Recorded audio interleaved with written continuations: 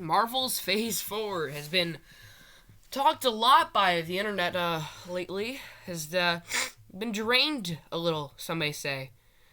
Some people call it a shit show. Me, I personally think it's a mixed bag. I liked Moon Knight, I liked Miss Marvel, I liked Loki, and Spider-Man No Way Home, and I liked Doctor Strange in the Multiverse of Madness to an extent, but the rest of it was meh. So, when I was walking into the theater for Wakanda Forever, it only stopped and hit me one moment before I walked in. I thought to myself, this movie is a tribute for the wonderful actor Chadwick Boseman, whose life was devastatingly taken away from him by cancer at an unfortunately young age. Cancer has been a part of my family's personal life, details I won't get into, but, I can only understand how horrific this might be for his family. It's awful, and he was a fantastic actor on top of that.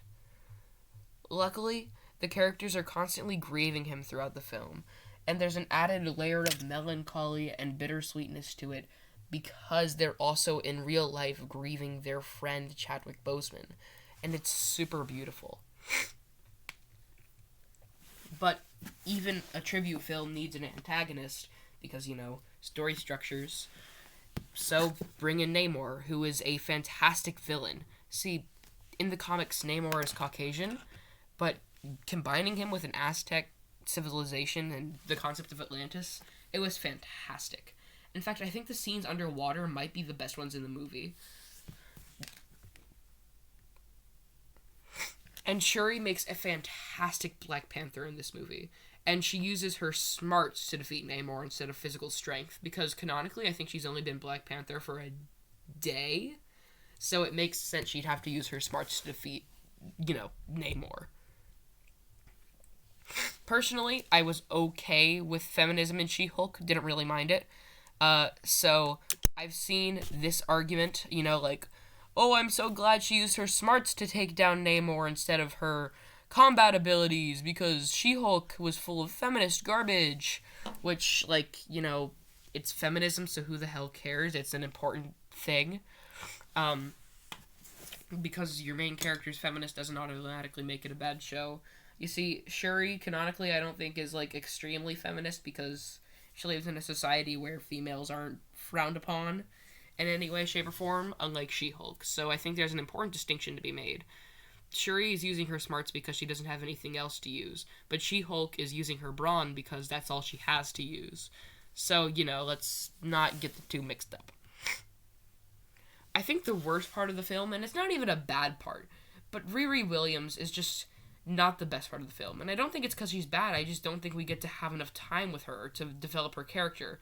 And unfortunately, I do believe she was an unnecessary conclusion. I feel they could have gone to America for some other reason in the first half of the film.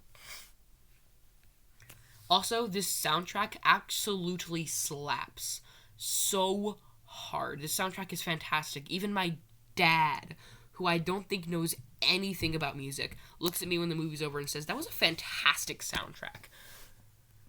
Also, at the very end in the post-credit scene, there's this kid who is canonically Black Panther, T'Challa's son. And everyone's like, oh my gosh, yes, I love this film, but I'm so happy that in the next film, he'll be Black Panther. And I'm like, please no, I'm begging you.